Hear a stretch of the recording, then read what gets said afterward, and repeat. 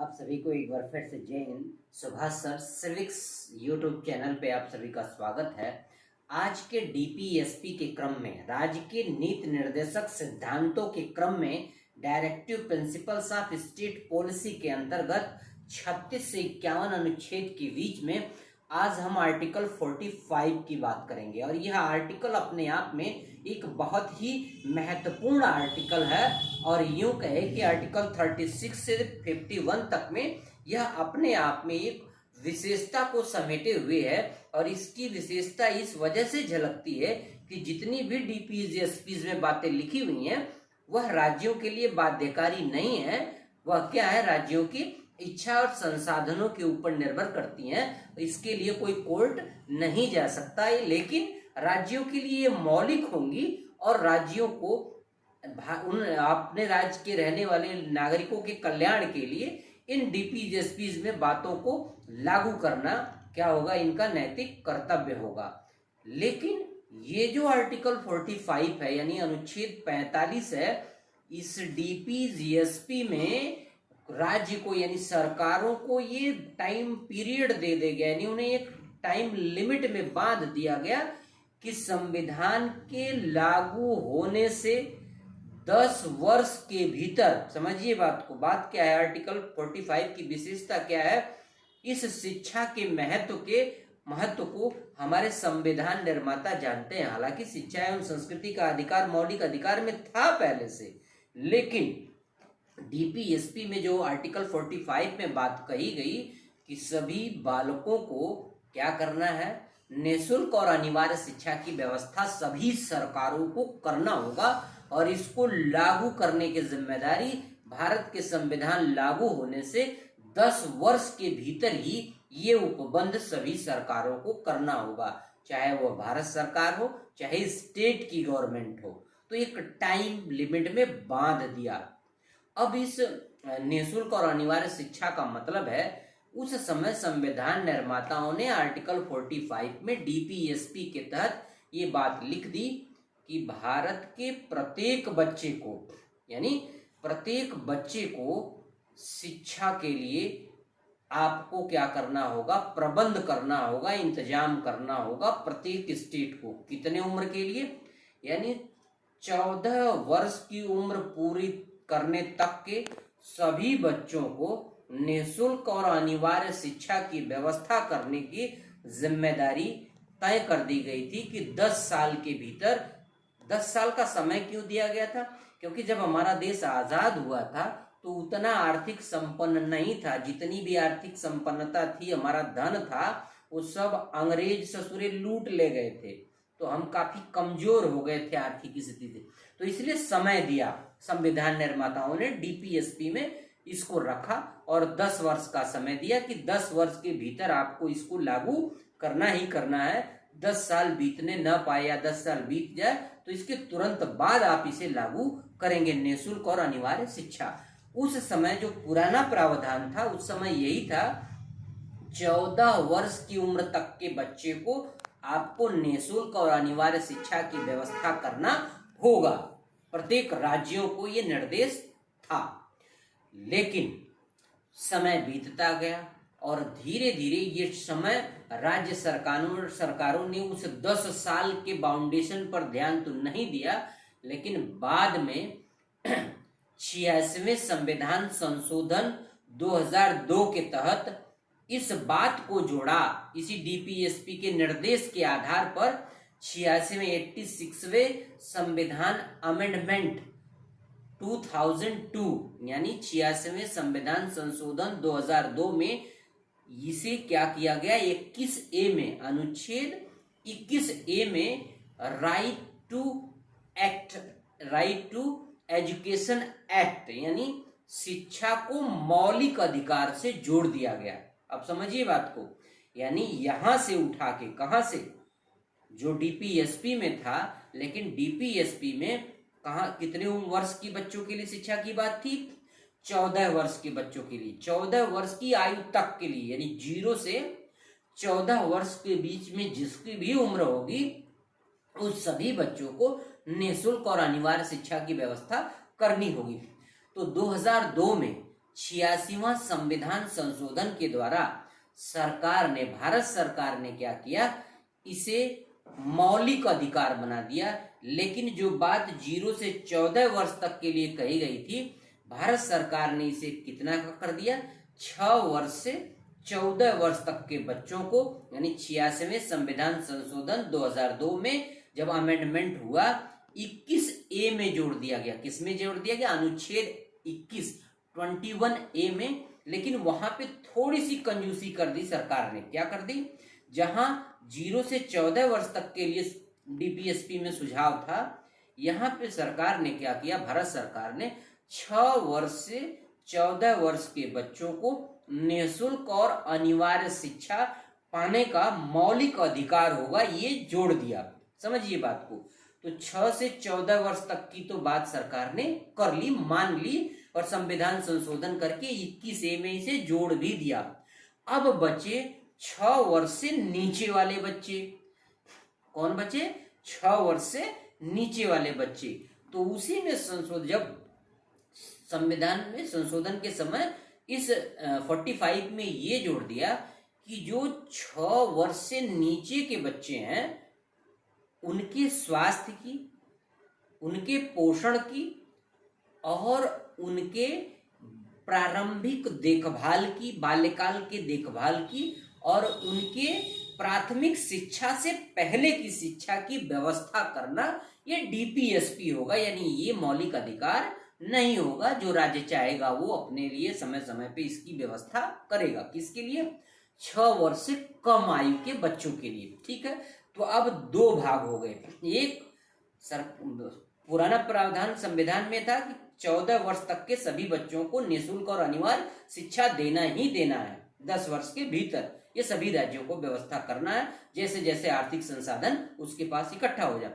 लेकिन 86वें संविधान संशोधन 2002 में भारत सरकार ने राष्ट्रीय शिक्षा, मतलब अनिवार्य शिक्षा, राइट टू एजुकेशन एक्ट 2009 जो बाद में बना, यानी यही जो 86वां संविधान संशोधन 21A में सभी 6 वर्ष से 14 वर्ष तक की आयु के बच्चों को, यानी आप कह सकते हैं कक्षा 1 से कक्षा 8 तक के बच्चों को सरकार क्या करेगी, निःशुल्क और अनिवार्य शिक्षा का प्रावधान करेगी।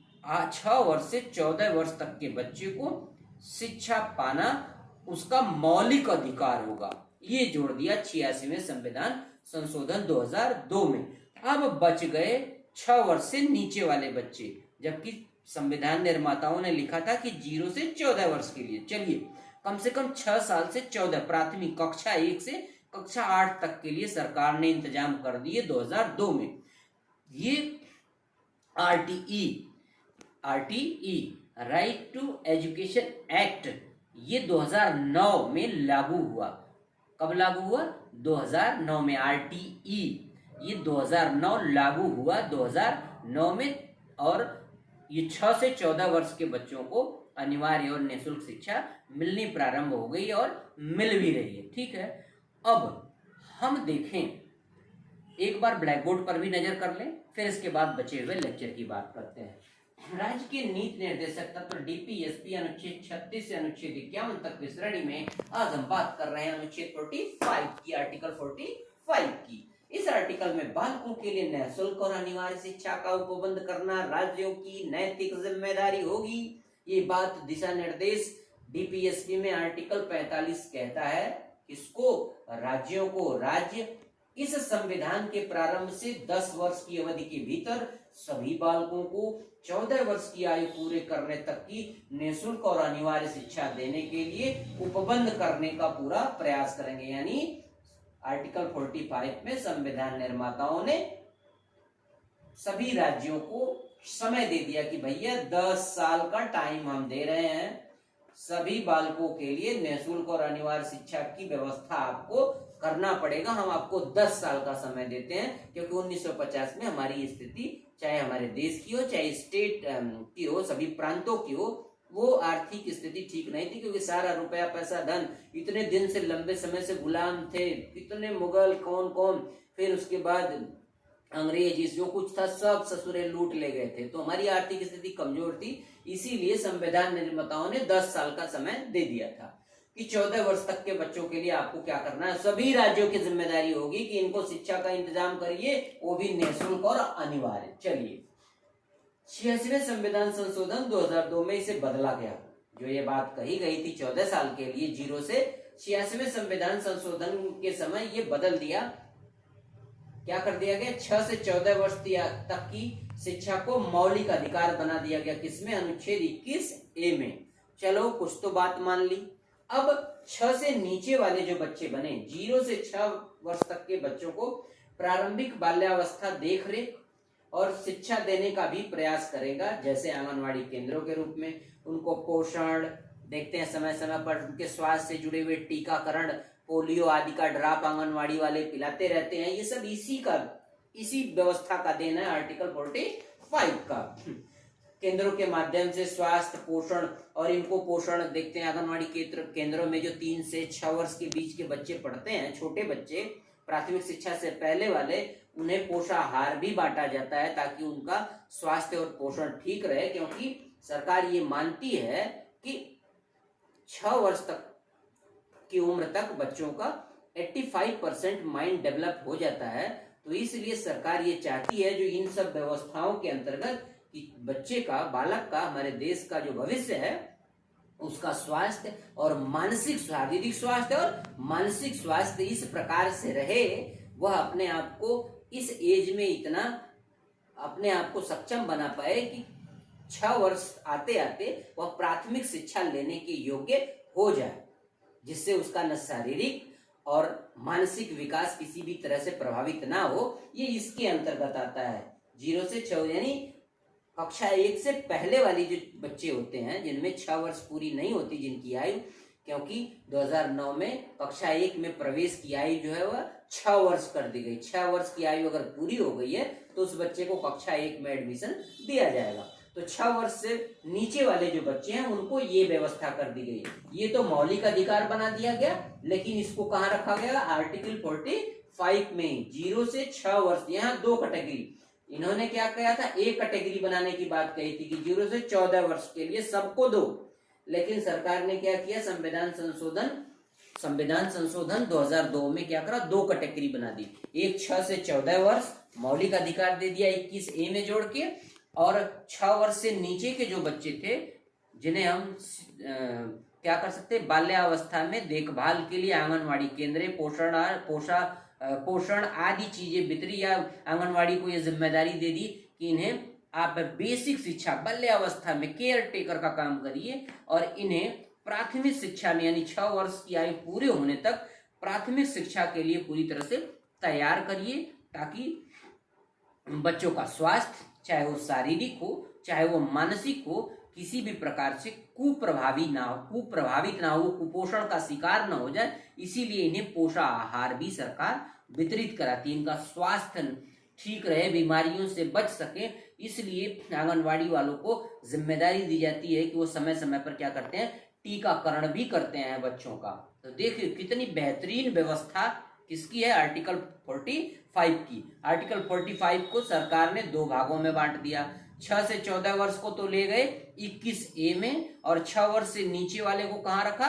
दूसरी श्रेणी यानी DPSP आर्टिकल 45 में ही रखा कि ये नैतिक जिम्मेदारी होगी। और बहुत सारे स्टेट्स में ये चल भी रहा है। देखो हमारे यहाँ जो बेसिक के साथ साथ आंगनवाड़ी केंद्र जुड़े हुए हैं, ये यही कार्य करते हैं कि जो प्राथमिक शिक्षा से पहले की जो शिक्षा है, उनके बचपन की देखभाल करना, उन्हें प्राथमिक शिक्षा के पहले की बाल्यावस्था की शिक्षा देना, और प्राथमिक शिक्षा के पहले उनको शारीरिक और मानसिक रूप से तैयार करने का ये जो कार्य है, ये कौन करता है? DPSP 21A में जोड़ दिया गया। तो सभी राज्यों को लागू करना होगा, क्योंकि ये मौलिक अधिकार हो गया। और 45 में जो है अभी 6 वर्ष से नीचे वालों के लिए, ये DPSP है, यानी यह राज्यों के विवेक पर, उसके संसाधनों पर निर्भर है। और यूं कहें तो हमारे यहाँ यूपी में तो आंगनवाड़ी केंद्र बहुत अच्छा काम कर रहे हैं इसी आर्टिकल 45 के तहत। अब देखिए, इन सब बातों की चर्चा हुई। प्रमुख योजनाएं जैसे ICDS एकीकृत बाल विकास सेवाएं 1975 से लागू हैं, जो बाल्यकाल की विकास की अवस्था की बातों को देखती हैं। आंगनवाड़ी केंद्र जिसकी चर्चा अभी हमने करी, ये आंगनवाड़ी केंद्र स्थापित है जो 6 वर्ष से कम आयु के बच्चे हैं, यानी कह सकते हैं 3 से 6 वर्ष के बीच के जो बच्चे हैं उनको ये क्या करते हैं, पोषण देते हैं, उनके स्वास्थ्य का देखभाल, टीकाकरण आदि करते हैं और पोषाहार का भी वितरण करते हैं और प्राथमिक शिक्षा से पहले की शिक्षा इन्हें दे करके इनका देखभाल भी करते हैं और प्राथमिक शिक्षा के लिए ये क्या करते हैं, तैयार करते हैं। राष्ट्रीय शिक्षा नीति 3 से 6 वर्ष के बच्चों को देखिए ECCE यानी ये आपके बच्चों को क्या करते हैं, तैयार करते हैं। किसके लिए? मेंटली और शारीरिक रूप से इनको तैयार किया जाता है। यहाँ पे चाइल्ड केयर की बात है, इसकी बात है अर्ली ECCE का फुल फॉर्म होगा early child care and education पर जोर है। किस पे है? ये जो राष्ट्रीय शिक्षा नीति 2020 वाली आई है इसमें 3 से 6 वर्ष के बच्चों को ECCE यानी early childhood care and education पर जोर दिया गया है। ठीक है, क्यों? क्योंकि 6 से 14 वर्ष वाले तो मौलिक अधिकार में हो गए, इनका तो कोई फिक्र ही करने की जरूरत नहीं। 6 वर्ष से छोटे छोटे बच्चों की बात है तो 3 से 6 वर्ष के बच्चे जो होते हैं, क्योंकि 1 से 3 वर्ष के बाद ही लोग धीरे धीरे स्कूल को भेजते हैं, क्योंकि उससे पहले तो बच्चे गोद में या परिवार में ही रहते हैं। ठीक है, शिक्षा का अधिकार RTE act 2009, right to education act, ध्यान देना, राइट टू एजुकेशन एक्ट 2009 यानी ये जो 2002 में संविधान संशोधन करके जोड़ा गया था आर्टिकल, ये लागू हुआ कब जा करके? 2009 से। यानी 2009 से हमारे देश में 6 से 14 वर्ष के बच्चों को निःशुल्क और अनिवार्य शिक्षा मिल रही है, ध्यान रखना, और उन्हें स्वास्थ्य के देखभाल के लिए मिड डे मील भी मिल रहा है, ध्यान रखना। ये सब इसी की देन है। धारा 11 में 3 से 6 वर्ष के बच्चों को, ये 2009 में ये तो 6 से 14 वर्ष के लिए अनिवार्य और निःशुल्क शिक्षा हो गई, और इसी में 2009 की धारा 11 में 3 से 6 वर्ष के बच्चों को भी प्राथमिक शिक्षा के लिए तैयार करने हेतु उचित व्यवस्था करने की भी जिम्मेदारी राज्यों को दी गई है, जो अपने अपने यहाँ आंगनवाड़ी केंद्र आदि समझ सकते हैं। ये बच्चों को क्या करते हैं, प्राथमिक शिक्षा के लिए तैयार करते हैं। तो आपने देखा शिक्षा मूलभूत अधिकार है, शिक्षा ही जीवन है। किसी भी राष्ट्र को, किसी भी व्यक्ति को या किसी भी परिवार को अगर बदलना है तो उसे शिक्षा को पकड़ना ही पड़ेगा। शिक्षित और सभ्य समाज किसी भी देश की ऋण है। इसलिए शिक्षा केवल नौकरी पाने का अधिक ये नहीं, शिक्षा ये है कि केवल नौकरी से मतलब नहीं, शिक्षा से मतलब होता है शिक्षा व्यक्ति के अंदर निहित जितने भी उसके क्षमताएं होती हैं उन सभी क्षमताओं को शिक्षा क्या करती है, एक मूर्त रूप देती है। समझ रहे हैं ना? यानी शिक्षा क्या करती है, बालक के अंदर निहित समस्त शक्तियों के सर्वांगीण विकास के लिए जरूरी है। इसलिए संविधान निर्माताओं ने उस समय इतना बेहतरीन बात, कितनी दूरदर्शी थे हमारे भाई, हम तो बार बार कहते हैं कि हमारे संविधान सभा के जो लोग भी थे संविधान के निर्माण में कितने दूरदर्शी थे, कि इतनी गजब की बातें, गजब की आवश्यकताएं, देश को आगे ले जाने की बातें, हर चीज हर पहलू को ध्यान रखा। और उसी एक पहलू में सबसे बड़ा पहलू आर्टिकल 45 जो सभी बच्चों को शिक्षा, निःशुल्क और अनिवार्य शिक्षा की बात कहता है। और अब तक ये जो लेक्चर हुए इसी बिंदुओं पर था।